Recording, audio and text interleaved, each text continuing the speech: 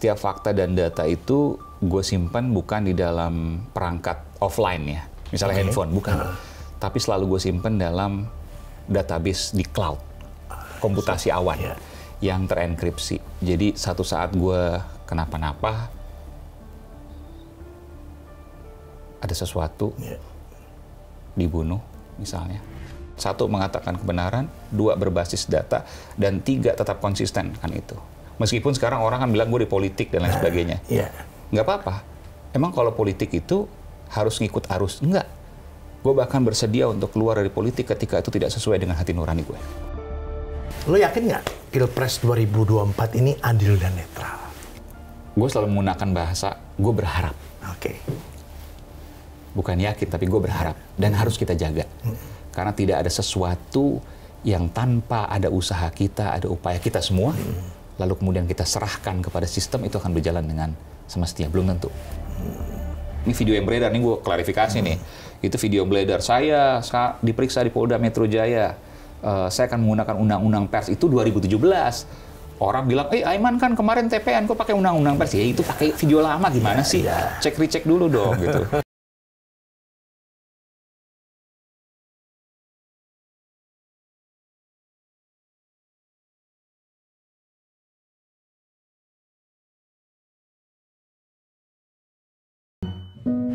Cinta itu mempertemukan, cinta itu menyatukan, cinta itu memisahkan, bahkan kadang cinta itu juga meninggalkan. Tapi satu hal yang pasti, cinta itu punya kekuatan. Alvin in Love, cinta untuk semua. Hari ini keren banget Alvin in Love ya. Ada sahabat saya di sini sebelah kiri saya. The most wanted katanya. The most wanted dicari wartawan. Alvin. Keren banget. Uncle AA. Uncle AA. Dua-duanya adalah. Wah, itu dari berapa TV itu ya? Biasanya manggilnya kalau nggak Uncle AA. AA itu singkatan dari Alvin Adam. Ya kan? Atau Brother gitu ya. Gua demen deh. Risetnya dok banget ini. Karena kita masuk di TV sebenarnya sama kan. Iya. Lu tahun 2000 ya? Iya, betul. Tahun 2000, gue 2002 awal gitu ya, 2001 akhir, 2002 awal lah. Tapi gue ngefans banget sama lu, Ben. Gue ngefans sama lu. Allah, yang bener. Iya, gue kalau seandainya apa tuh, wah wawancara-wawancara bukan infotainment yang kita sebut ya. Pokoknya tokoh-tokoh entertainment news ya. Iya. Iya, gue inget ya waktu itu Ariel juga sempet ya. Iya, luar biasa. Gua penjara loh. Gua demen kayak gini. Gue baru inget, iya benar-benar. Ada banyak lah, tangisan, tawa, terus kemudian emosi main lah. Gue seneng deh ngeliatin lo. Kan jurnalis. Iya benar ya. Kan kita belajar ya. Drama tuh bagian dari informasi. Iya. Dan tanpa drama, ibarat informasi, ibarat sayur tanpa garam. Nah, iya kan? Tapi kita bukan nyari drama, memang itu kebetulan memang ada di situ, melekat di situ. Seperti tayangan lu juga. Apa tuh? Gantian sekali gue ngomong, enak aja aja gitu loh. Investigasi yang lu bikin. Ke lapangan. Kekuatan yang luar biasa yang lu bikin. Amin. Supaya menjadi ciri khas lu nih, gue liatnya nih. Dan akhirnya benar melekat ke lu, men. Melekat, semua ada yang lu bilang tadi, ramuan, racikan, drama itu ada di situ, dan di bawahnya juga pakai rasa. Yang paling penting adalah based on ada risetnya ya kalau gue lihat, karena ada faktanya. Karena dari semua yang gue lihat, liputan lu, tayangan lu, gue nontonin, lu mau nyebut yang mana gitu loh. Ayo gantian sekarang. Banyak gue diikutin semua gitu. Dan gue sangat detail dengan data-data itu dan fakta. Setiap fakta dan data itu gue simpan bukan di dalam perangkat offline ya, misalnya handphone, bukan. Tapi selalu gue simpan dalam database di cloud, komputasi awan yang terenkripsi. Jadi satu saat gue kenapa-napa, ada sesuatu dibunuh misalnya, data itu akan tetap ada. Sampai segitu nih. Gue sudah pamit sama anak dan istri gue. Jauh ya sebelum ketika hari ini ya. Jadi hal-hal yang mungkin terjadi ya bisa aja. Bahkan gue sampai bicara, tahu wartawan Udin di Bantul, Yogyakarta. Gue cerita ke istri gue. Ini ceritanya seperti ini, seperti ini, seperti ini. Didatengin ke rumahnya, diketok-ketok, lalu kemudian langsung diserang, pukul kepalanya, dan kemudian meninggal oleh orang tak dikenal waktu itu ya. Dan gue sambil nunjuk ke pintu depan rumah gue, bukan tidak mungkin itu terjadi. Tapi jangan khawatir, dunia cuma sementara. Akhirat selamanya. Dan gue percaya kehidupan akhirat itu lebih baik dari kehidupan dunia. Itu yang menjadi semangat gue. Dan kita imani itu ya. Dan kita imani itu. Tapi menyampaikan hal yang nggak umum kayak gitu pada keluarga gimana rasanya? Awalnya istri ya sempat berkaca-kaca, tapi lama-kelamaan dia paham. Malah support kali ya? Bukan hanya support, tapi dia justru memberikan semangat. Terus sampaikan kebenaran, terus sampaikan, katakan kebenaran. Kalau gue punya prinsip gitu ya, kulil haq walau kana muron, katakan kebenaran kendati itu pahit. Itu yang akan gue pegang sampai akhir hayat gue. Kalau ada ngomong Mak Iman ya begini gitu loh. Jadi dia melakukan sesuatu ya ada dasarnya ya. Harus dong. Karena kita dididik sebagai wartawan. Gue 22 tahun ya. Sama kayak lu lah. Jangankan kita bertanya. Bertanya itu kan juga harus ada dasarnya. Bukan berdasarkan gosip, katanya, dan lain sebagainya. Apalagi bernyatakan. Bertanya dan menyatakan. Bertanya aja ada dasarnya, apalagi menyatakan. Betul, kita nggak mungkin kita bertanya kalau kita nggak ada sesuatu yang membuat kita ingin bertanya. Betul, ya. Apalagi menyatakan. Betul, statement. Pasti ada dasarnya, pasti ada faktanya. Karena wartawan kan dididik bukan buzzer ya, bukan menyampaikan sesuatu demi kepentingan dia pribadi, bukan. Dimanapun dia, apakah dia sebagai wartawan ataukah dia selepas menjadi wartawan misalnya, dia menjadi kawan seseorang, pasti nilai-nilai itu, istilah kerennya nih, terinternalisasi ke dalam jiwa dia. Dia akan tetap mengatakan kebenaran kalau dia betul-betul sejatinya wartawan. Karena begini, walaupun mungkin saat ini gue cuti dari wartawan. Oh, you call it cuti ya? Cuti. Cuti itu kan ya, boleh dibilang masih wartawan, tapi yang jelas tidak melakukan kegiatan wartawan untuk sementara waktu. Tapi kan jiwa kita, latar belakang kita tetap wartawan. Bahkan orang yang memberi informasi kepada kita itu menganggap kita masih wartawan, sehingga dia nyaman untuk menyampaikan sesuatu. Iya. Kayak lu misalnya kan. Entertainment news ya. Iya. Orang kan nyaman sama lu karena lu, come on, ayo sini, gimana kabar lu, ayo kita ini. Orang dibikin nyaman kan. Iya. Sama, gue juga gitu. Gue lebih banyak mendengar. Oh iya, gimana? Itu dia. Gimana? Kunci kita kan mendengar. Banyak mendengar. Gimana? Nggak gue tanya, oh ya ini gini. Enggak. Kita dengar. Dia merasa nyaman. Dan kita juga, dia tahu. Semua orang kan sepanjang sejarah kita. Ya? Betul. Sepanjang sejarah kita menjadi wartawan. Sampai hari ini sekalipun. Kita juga ketat menjaga narasumber kita. Setuju. Karena kita nggak mungkin. Kita ini nggak mungkin. Dia udah kasih informasi yang bagus, luar biasa, ya. Apalagi bukan hanya satu orang, beberapa orang misalnya dengan tone yang sama. Lalu kemudian digebiah-uyah, oh si A, si B, si C. Nggak akan mungkin. Karena berbahaya buat dia. Gue paham betul sih omongan lo. Karena ini kita bicara umum ya? Iya, kita bicara umum gitu loh. Kayak background gue kan, gue bermain di entertainment news ya. Gue selalu bilang entertainment news pun punya value. Pasti. Ya kan, ada value-nya. Di tempat di mana gue berada pada sebelumnya, entertainment news tetap menduduki peringkat nomor 2. Hard news nomor 1. Dan I have to face it gitu loh. Nggak apa-apa. Tapi gue bikin entertainment news yang punya value menjadi, nah gitu lah. And you succeeded.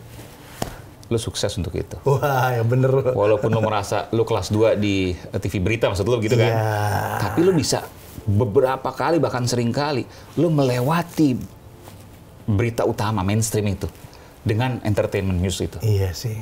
Iya. Orang lihat, wah Alvin, siapa nih tamunya nih? Wah keren.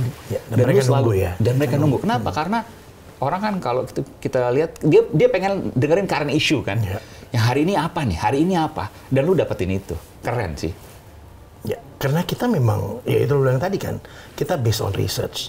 Ya, kita ngomong pun, kita bertanya pun, kita udah do our homework kan. Betul. Gue nggak nanya, lu lagi ngapain sekarang? Nggak pernah keluar dari pertanyaan gue. Itu sekedar question and answer. Iya. Karena wartawan itu harus exchange ideas, pertukaran ide. Gue udah tahu lo ABC. Iya. Gue seperti ini, ayo kita bertukar ide. Main. Wah gila, keren banget sih. Iya kan? Bukan berarti, lu usia berapa? Lu hobinya apa? Itu bukan seperti itu bukan wartawan. Itu bertanya nggak tahu. Iya. Wartawan itu bukan bertanya nggak tahu, tapi wartawan. Gue tahu lu ABC, makanya gue challenge lu. Iya betul. Itu beda kok ya. Dari yang kita tulis, yang kita sampaikan tuh beda kelihatan. Kelihatan. Soalnya kelihatan kan di situ kan. Gitu. Dan meskipun tadi gue bilang, gue lagi cuti jadi wartawan, tapi sampai kapanpun jiwa gue tetap wartawan. 1, mengatakan kebenaran. 2, berbasis data. Dan 3, tetap konsisten kan itu. Meskipun sekarang orang kan bilang gue di politik dan lain sebagainya. Nggak apa-apa. Emang kalau politik itu harus ngikut arus? Enggak. Gue bahkan bersedia untuk keluar dari politik ketika itu tidak sesuai dengan hati nurani gue. Dan itu gue pertaruhkan. Nanti kita ke sana ya. Gue pingin yang lagi rame, yang orang the most wanted tadi. Semua orang kan nungguin lu nih, nyari lu buat ngobrol. Aduh, dipelintir-pelintir. Dipelintir-pelintir. Siapa yang melintir? Banyak lah tuh portal-portal, aduh nggak jelas. Padahal gue nggak pernah ngomong gitu, dia nggak pernah wawancara gue, tiba-tiba kok keluar judul yang clickbait. Terus tapi judul kan harus begitu biar orang nonton. Judul harus begitu, tapi tidak sesuai dengan fakta. Gue nggak pernah ngomong gitu, gue nggak pernah diwawancara dia, tiba-tiba keluar berita seperti itu yang menurut gue itu bohong. Karena gue nggak pernah ngomong seperti itu. Banyak sekali. Makanya gue bikin klarifikasi di medsos gue. Ya, gue baru lihat tuh. Lengkap banget ya. Di dalam konferensi pers itu, gue sebut gini loh. Saya mendapat informasi dari beberapa kan gitu ya. Lebih dari 1 berarti ya. Bahwa ada A, B, C gitu kan ya. Nah, komandan di situ gue sebut tidak tahu komandannya apa di pusat dan atau di daerah. Tidak disebutkan. Artinya kan komandannya nggak disebutkan. Tapi bahwa ada bawahan dari komandan itu yang merasa keberatan, itu gue sampaikan kan gitu. Nah, di ujung dari pernyataan itu, gue sampaikan begini nih, ini tolong digaris bawah ini. Mudah-mudahan apa yang diinformasikan kepada saya itu salah. Oke, itu ada ya? Ada. Dan kalaupun ada, itu bukan institusi Polri, tapi oknum. Saya yakin banyak sekali di kepolisian yang masih menjaga idealismenya untuk netralitas. Menjaga netralitas. Pertanyaannya, di mana unsur pidananya? Kenapa kok dilaporkan? Itu kan pertanyaan besar. Gue menyampaikan informasi, ya, yang apa yang gue alami kan, menyampaikan informasi. Lalu kemudian gue pertanyakan, mudah-mudahan informasi itu salah. Kalaupun ada, itu yakin bukan institusi tapi oknum. Dan yakin sekali mayoritas itu masih menjaga idealisme untuk menjaga netralitas. Jadi di mana?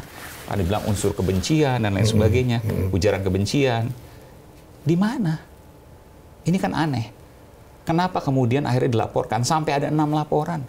Apa karena saat ini saya berada di TPN Ganjar Mahfud yang orang-orang mempersepsikan berseberangan dengan kekuasaan?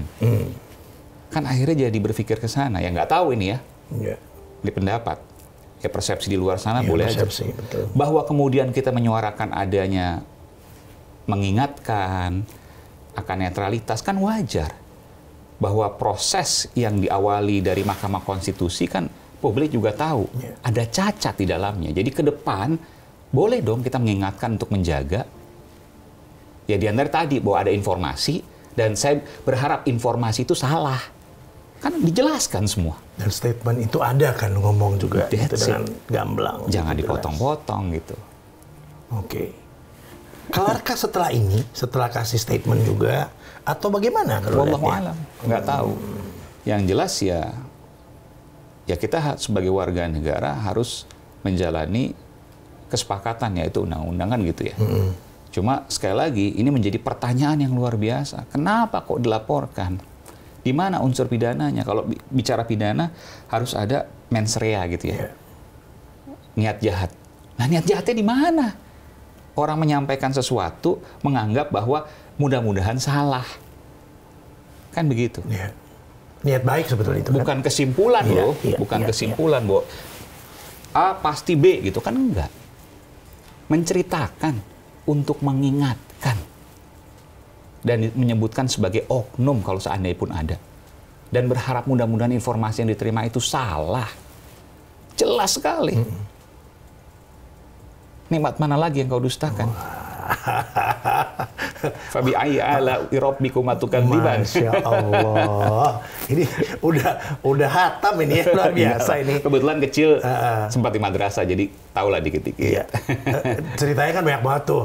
Tahun sekian menemukan ini dan mendapatkan ini segala macam. Itu luar biasa lah. Itu udah kecil sempat di madrasah, SMA sempat orang bilang apa namanya tidak percaya Tuhan. Betul itu. Iya. Jadi kan itu ada perdebatan. Sebenarnya bukan bilang Aiman mu'alaf, bukan. Dari kecil memang saya udah Islam kan? Udah Islam. Iya. Cuma sempat waktu SMA kan fase di mana Tuhan itu ada nggak ya gitu. Karena gini, perhatiin deh. Boleh nanya nggak? Kenapa itu muncul?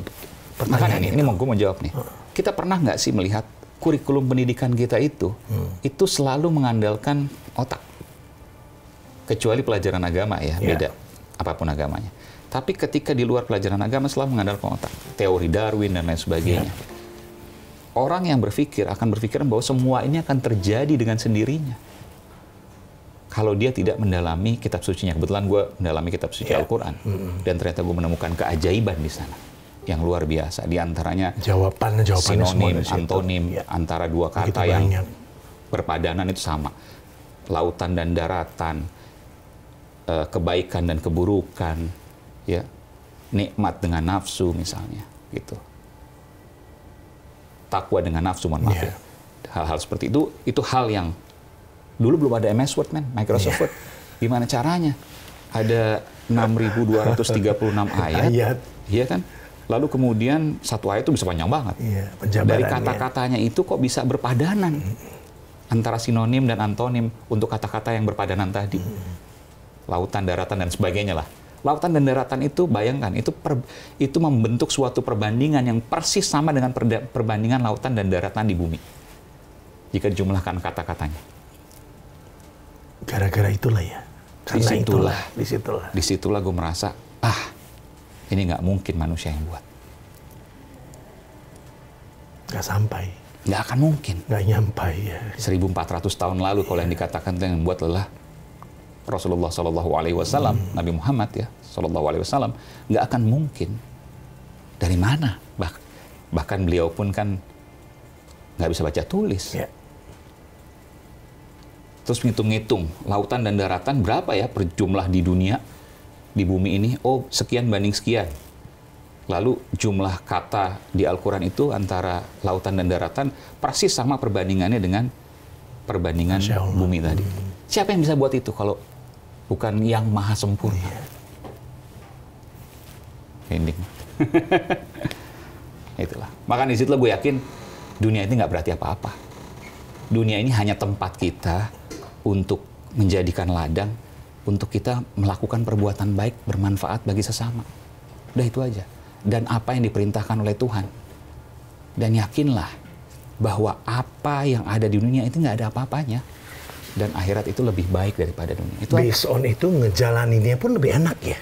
Lebih enak dan nggak ada beban ketika ada sesuatu apapun. Dan gue nggak pernah bicara soal kemewahan misalnya.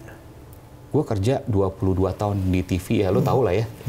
Iya lumayan lah, mau beli mobil lumayan juga bisa sebenarnya kan. Betul. Mobil gue tahun 96 men. Bukan itu yang dicari. Dari kuliah gue pakai itu. Iya. Kebutuhannya kan, iya. Dan alhamdulillah masih bisa dipakai, kita pakai terus. Gitu itu yang luar biasa menurut gue sih. Itu yang nggak biasa gitu loh. Ya, you can buy everything you want gitu misalnya. Tapi bukan itu yang kita cari kan. Bukan itu yang lo pinginin gitu loh. Bukan. Ya biasa aja, nggak perlu juga berlebihan. Nah ya memang kita juga nggak berlebihan juga sih. Cuma maksudnya kalau mau yang agak bagusan dikit kan bisa gitu ya. Tapi nggak perlu juga. Nanti pun ketika misalnya ya, kan sekarang lagi nyalek, maju ke DPR, gue nggak mau juga tuh. Gue menunjukkan, mayoritas rakyat kita ini perlu dibantu loh. Nggak pantas kita bermewah-mewahan. Nggak pantas kita bermewah-mewahan. Yang paling penting adalah bagaimana kita bisa memberdayakan mereka supaya mereka naik kelas. Jangan hanya, mohon maaf ya, misalnya mereka dari dulu jualan tahu di situ aja. Di apa namanya, di Panggul ya. 20-30 tahun sampai mereka 70 tahun saat ini masih juga seperti itu. Nggak naik kelas namanya. Itu dosa siapa? Dosa kita. Yang punya kemampuan, terlebih lagi yang punya kuasa. Ya, tidak memberdayakan. Yes. Man, karena lu ngomong soal caleg ya. Nah ini jurnalis senior. Ya kan? Banting setir ke politik. Mungkin orang bilang, ini pertanyaan simpel ya gitu loh. Tapi banting setir ke politik di momen yang kayak begini gitu loh. What happened? Sederhana. Setiap orang bisa jadi wartawan sekarang. Ya kan bikin podcast segala macam. Dengan mudahnya ya. Tapi, wartawan yang menurut dia ya. Iya kan? Wartawan ya. Dia bisa bertanya, ngundang narsum dan lain sebagainya. Tapi nggak setiap orang bisa bikin undang-undang. Untuk apa undang-undang? Itu tadi, untuk memberikan manfaat buat orang banyak. Membuat orang yang di bawah naik kelas. Menyelamatkan keuangan negara. Meluruskan proses politik. Mengingatkan yang kaya. Menyelamatkan yang papa. Kan itu. Iya. Itu yang menjadi terus terngiang-ngiang. Jadi wartawan mulia. Jadi politisi juga seharusnya bisa lebih mulia. Kenapa? Karena dia punya kewenangan yang lebih. Tapi banyak yang disalahgunakan jadi politisi. Jadi wartawan, wah enak banget. Dielulukan. Seolah-olah jadi pahlawan. Kalau comfort zone, ya udah gue sampai pensiun jadi wartawan aja. Toh enak kan, dipuji-puji misalnya gitu.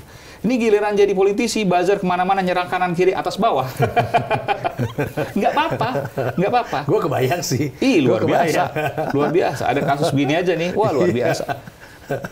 Nggak penting, manusia itu nggak penting untuk tahu. Tapi yang penting untuk tahu, ya kita sama Tuhan kita. Nggak ada yang lebih penting dari itu. Karena ketika kita mengatakan untuk kebenaran, insya Allah akan bantu. Makanya gue selalu bilang, gue jalan jadi politik ini dari politisi. Punya niat yang baik. Melangkah dengan baik. Dan mempertahankan cara-cara yang baik. Mudah-mudahan dengan izin Allah ya. Insya Allah hasilnya pasti baik, gue yakin. Sesuai koridor dan aturannya tentu apapun pasti itu, baik. Apapun itu. Dan ingat loh, baik itu nggak selalu yang kita senangi. Iya. Apa yang engkau senangi belum tentu itu baik menurutmu. Dan apa yang engkau benci belum tentu buruk menurutmu. Yang lebih tahu siapa? Allah. Itu aja. Jadi orang nggak bilang, oh baik, oh orang ini misalnya sukses, dikatakan wah kaya raya. Belum tentu itu baik loh menurut dia. Bisa jadi itu ujian cobaan buat dia. Kaya, punya kekuasaan, jabatan dan lain sebagainya. Itu belum tentu baik sama dia. Jangan-jangan diulur sama Allah, sama Tuhan ya. Untuk ke jalan yang lebih buruk. Bisa jadi. Iya. Dan belum tentu juga orang yang kelihatannya nih, kok kelihatannya miskin, kelihatannya biasa aja. Itu buruk menurut dia. Jangan-jangan hatinya dia lebih tenang daripada hati-hati orang yang kaya. Pastinya. Kita nggak pernah tahu ya. Itu ya malah. Dan akhirat dia jauh lebih baik ketimbang mereka. Bisa jadi. Tapi sejatinya orang yang punya kekuasaan, orang yang punya harta lebih banyak, harusnya itu potensi dia untuk selamat di akhiratnya harusnya itu lebih besar. Kenapa? Karena dia bisa menggunakan segala sumber daya itu untuk kebaikan. Tapi kan kalau dia bisa bergerak itu tapi kalau itu jadi cobaan, justru malah sebaliknya makin lebih buruk. Dia lagi. Nah itu makanya gue nggak bilang kebaikan, kesuksesan itu diukur dari mata manusia, tidak. Sekarang gue pakai kacamata orang awam ya. Lo yakin nggak Pilpres 2024 ini adil dan netral? Gue selalu menggunakan bahasa, gue berharap. Oke. Bukan yakin, tapi gue berharap. Dan harus kita jaga. Karena tidak ada sesuatu yang tanpa ada usaha kita, ada upaya kita semua, lalu kemudian kita serahkan kepada sistem, itu akan berjalan dengan semestinya. Belum tentu. Harus kita jaga, harus kita liatin, harus kita pelototin, harus kita ingatkan. Tapi jangan ketika kita ingatkan, lalu dilaporin dong, apalagi di penjara. Ya janganlah, gitu. Balik ya. Balik ke situ ya. Jadi rasanya gimana sih sebenarnya dilaporin nih, gitu loh? Ya ini yang kedua ya. Pertama kali gue 2017 gue pernah dilaporin juga waktu itu oleh salah satu jenderal polisi juga ya. Terkait dengan konflik KPK Polri pada waktu itu. Tapi waktu itu ini video yang beredar, nih gue klarifikasi nih. Itu video beredar, saya diperiksa di Polda Metro Jaya. Saya akan menggunakan undang-undang pers itu 2017. Orang bilang, Aiman kan kemarin TPN, kok pakai undang-undang pers? Ya itu pakai video lama, gimana sih? Ya. Cek-recek dulu dong, gitu. Dia lupa dia ngomong Aiman ya. Gitu, terus langsung rame. Cek-recek apa? Aiman panik, Aiman nggak fair karena menggunakan undang-undang pers. Itu video 2017. Yang kemarin kan saya bicara bukan di ranah jurnalistik. Iya dong, orang di TPN ya dia harus diakui, iya. Bahwa gue punya latar belakang jurnalis, ya itu satu hal, gitu kan. Bahwa gue masih jurnalis, itu satu hal kan gitu ya. Bahwa narasumber gue mengatakan itu, menyampaikan segala informasi itu menganggap gue sebagai jurnalis, itu satu hal kan gitu. Biarkan nanti proses yang berjalan. Tapi ketika gue sampaikan di forum TPN, itu bukan produk jurnalistik, ya iyalah, itu bukan produk jurnalistik. Gitu. Man, gue tertarik bertanya tentang yang tadi udah bilang ujian itu loh. Ujian dalam kehidupan, ujian macam-macam ya. Ya misalnya. Nah, menurut Aiman menjadi anggota DPR misalnya, ya ada gaji, ada tunjangan, ada jabatan, ada semua. Apakah itu ujian sebetulnya? Iya. Karena segala yang kita dapatkan, apakah itu kenikmatan maupun kesengsaraan, itu pasti ujian. Tapi nggak usah khawatir. Ketika kita mendapatkan ujian kesenangan atau kenikmatan, ya kita bersyukur. Ketika kita mendapat ujian ketidaknyamanan, ya, ketidakenakan, apapun itu, ya kita bersabar. Hanya itu yang bisa kita lakukan, nggak ada yang lain. Ketika nanti misalnya lolos jadi DPR dengan kekuasaannya, dengan kewenangannya, ada 3 ya, legislasi, budgeting, controlling gitu ya, oleh DPR, itu ujian. Misalnya ada orang nitip pasal, mungkin aja kan. Ini tolong pasal. Misalnya apa? Yang paling banyak yang gue dengar nih, nggak tahu informasinya benar atau tidak. Misalnya dikaitan ke pertambangan gitu, ya, menguntungkan pihak-pihak tertentu. Nanti ada titip pasal, nanti kita dikasih uang sekian. Itu luar biasa. Jangan sampai itu terjadi. Atau yang lain misalnya. Ya, terkait dengan fungsi controlling, fungsi kontrol ya, pengawasan. Lalu ada yang salah cuma karena bawa koper lalu berbeda, bukannya justru dikritisi malah dielu-elukan misalnya, bisa aja kan? Itu nggak kulil hak walau kana muron tuh, nggak katakan kebenaran kendati itu pahit, nggak boleh seperti itu. Ya mungkin banyak yang, Man, lu kalau kayak gitu nggak ada yang mau bantu lu nanti, nggak apa-apa. Karena tujuannya kan beda masuknya. Niatnya kan beda. Iya. Nggak ada yang membantu lo karena lo dianggap sok suci, sok malaikat. Ya nggak apa-apa. Itu bukan sok suci, sok malaikat. Gue mau melakukan sesuatu untuk negeri ini. Apa nggak boleh? Apa terus kemudian yang selama ini kita lihat, yang selama ini kita persepsikan, yang selama ini kita rasakan, nggak boleh gue ubah? Boleh dong. Ya tapi lo nggak akan kepilih. Ya pilih atau enggak itu takdir Tuhan. Yang jelas sekarang nggak usaha. Ikhtiarnya jalan dulu aja. Ikhtiarnya jalan dulu aja. Ya. Benar. Oke, Man, kita lihat ya, banyak teman-teman jurnalis TV A, TV B, pindah ke TV A, TV B, naik pada puncaknya, ujung-ujungnya nyalek. Nggak semua. Ya, ada beberapa lah misalnya gitu. Nah, kalau melihat fenomena malah sedikit itu... sedikit. Siapa misalnya? Yang dari puncak, puncak pimpinan di news, gue, Prabu gitu kan. Yeah. Mas Arief misalnya, Arief Sutomo. Atau yang belum puncak lah misalnya, tapi udah punya nama misalnya. Kan ada juga misalnya, tiba-tiba nyalek, masuk, jadi kayak, ada yang bilang seperti batu loncatan untuk masuk ke dalam badan legislatif. Gini, mereka kan punya niat ya untuk mencapai sesuatu. Nah, masing-masing ya, masing-masing. Ketika itu kemudian diuntungkan oleh, katakanlah misalnya posisinya, dan itu menjadi kekuatan dia, ya kan nggak salah juga selama itu sesuai dengan nggak ada yang dilanggar gitu kan. Apakah undang-undang, etika dan lain sebagainya. Nah itu yang harus dipegang kan. Soal itu menjadi keuntungan buat dia, itu untungnya dia. Cuma kalau seandainya dikatakan, oh itu cuma jadi batu loncat, enggak juga loh. Kita jadi wartawan dari awal, emang kita udah niat, oh nanti ketika gua harus jadi pemret nih. Ketika gua pemret, gua harus terbang ke politik. Nggak akan jadi pemret tuh orang. Iya. Karena dia bukan mau jadi pemret, dia mau jadi politiknya. Iya. Get the point. Tapi ketika misalnya, ini kalau gue terjun ke politik, mungkin ada keuntungan juga ya, karena ABC misalnya dari sisi gue. Boleh aja, karena mungkin karena dia bagus, kompeten di bidangnya, dan dilirik lah oleh orang-orang tertentu untuk diajak misalnya kayak gitu. Dan itu nggak salah juga. Iya. Nggak salah juga, malah jadi keuntungan. Yang salah itu ketika tidak ada kapabilitas apapun, lalu kemudian masuk dan jadi petinggi kan gitu ya. Itu yang menurut gue sih itu nggak seharusnya ya. Karena di politik itu begitu banyak kepentingan. Ya, tapi gue yakin politisi yang baik, partai politik yang baik, dia tetap mempertahankan idealismenya. Nggak sekadar menghalalkan segala cara untuk mencapai kekuasaan. Dan sejauh ini, sampai hari ini setidaknya, gue melihat itu ada di partai dan koalisi yang gue ikuti. Gitu, setidaknya ya. Dan mudah-mudahan itu bisa tetap sejalan terus nanti, sesuai dengan ideologi dan hati nurani. Ya. Melihat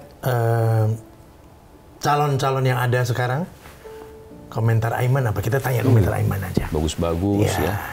Meskipun ada juga catatan ya, karena ada MK yang cacat itu ya. Ada pelanggaran berat, tentu itu menjadi catatan sejarah juga, bukan hanya catatan hari ini, tapi akan menjadi catatan sejarah. Ya, apapun faktanya sudah ditetapkan, ya tinggal dijalankan. Gitu. Dan dijalankannya dengan harapan tadi, bisa berlangsung jujur, adil, dan mari kita sama-sama mengawasi semuanya. Dan jangan juga alergi ketika diawasi. Berprasangka baik aja lah ya, dengan apa yang ada gitu. Apa gimana sebetulnya? Berprasangka baik dan tetap waspada akan keburukan. Nah, itu yang tepat.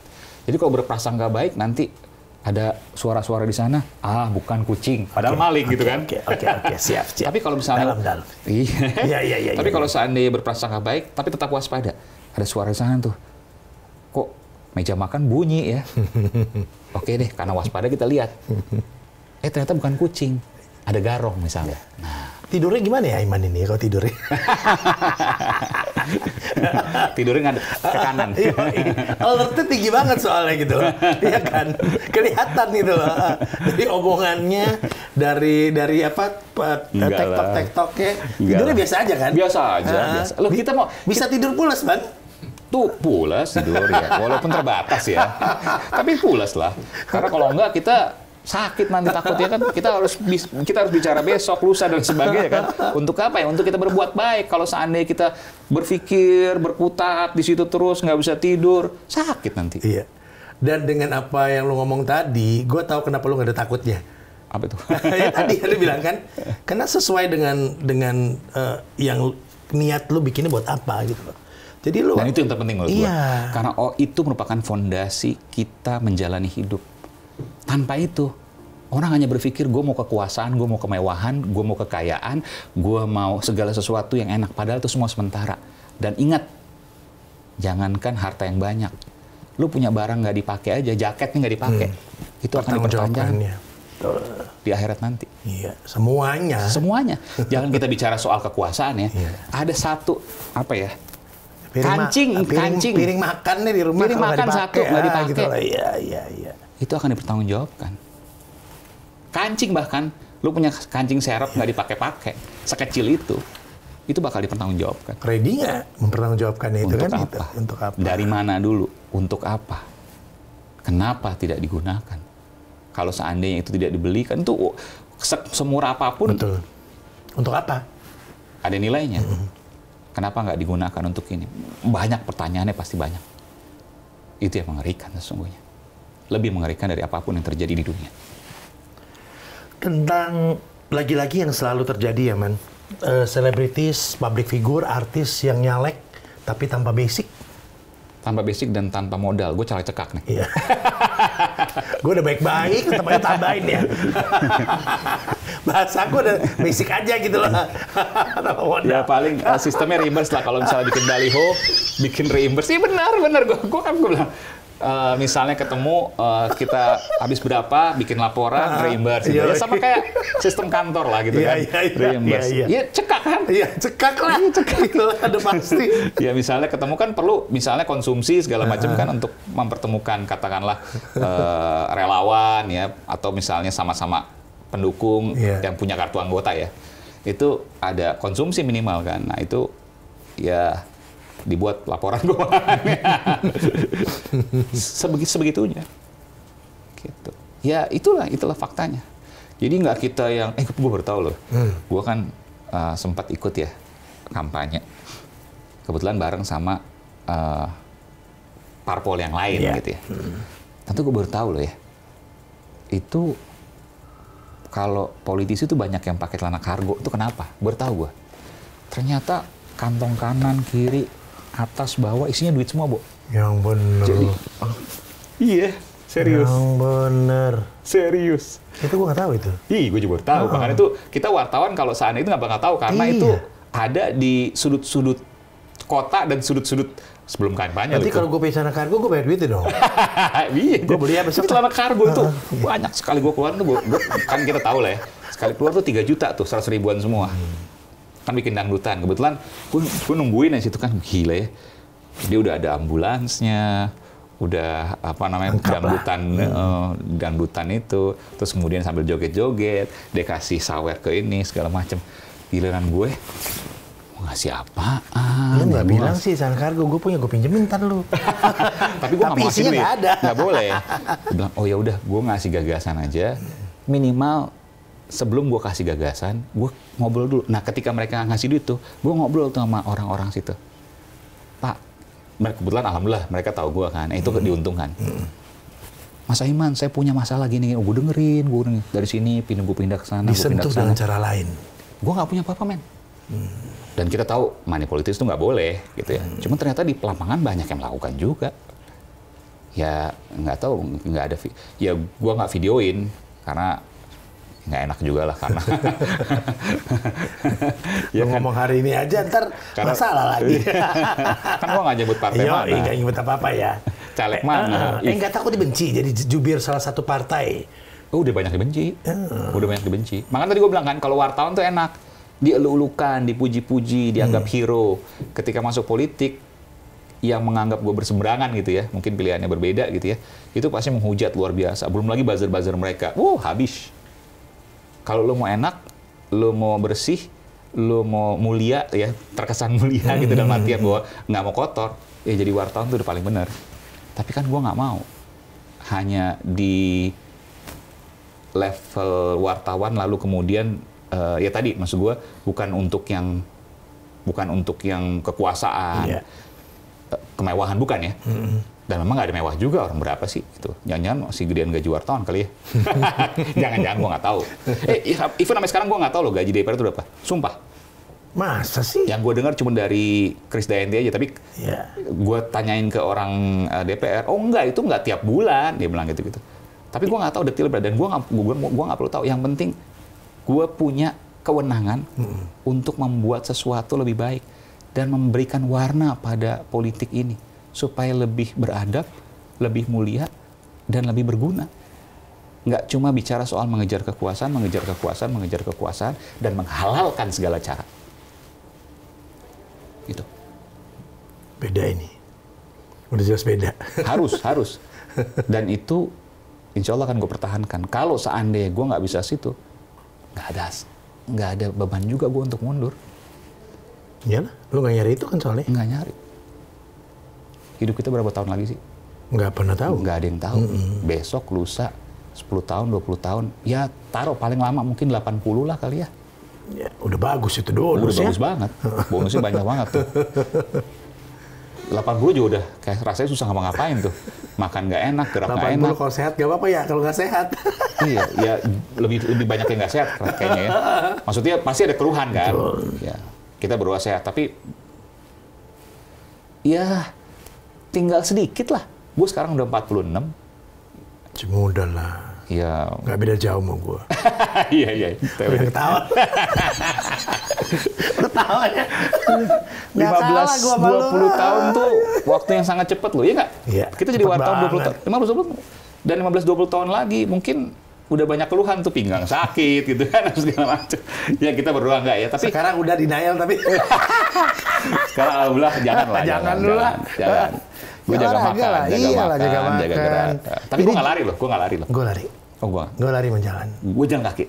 Iya. Karena gue banyak literatur ya gue baca.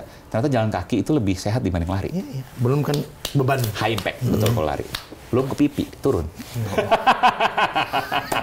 Saya lupa Anda terkenal ya Pak. Saya lupa Anda terkenal dan wajahnya ada di mana-mana dan dihafal orang. Jadi mesti jaga itu. Gue baru tahu tuh makanya kenceng amat 46 sih. Enggak lah. Oke, gue mau tanya tentang boykot. Okay. Boykot produk Pak Israel. Nah, berguna nggak sih sebetulnya? Kan udah fatwa MUI ya, Majelis Ulama Indonesia. Nggak apa-apa, gue mau nanya pendapat lo aja. Yang mendukung perjuangan Israel untuk memberikan amunisi perang segala macam. Gue setuju tuh. Setuju ya. Tapi bukan berarti kan MUI udah ngomong, bukan produknya yang kemudian semua yang ditulis tuh ada jenis ini. Iya. Ya bukan itu. Di situ kita pelajarin siapa tuh yang memberikan dan lain sebagainya. Karena gini loh, kita harus juga berpikir, nih kalau kita lihat sekarang banyak yang kosong ya. Iya. Gila ya? Iya, itu makanya maksudnya. Itu luar biasa loh. Itu solidaritas warga Indonesia tuh luar biasa. Salut. Meskipun MUI kan udah sampaikan juga ya bahwa bukan seperti itu.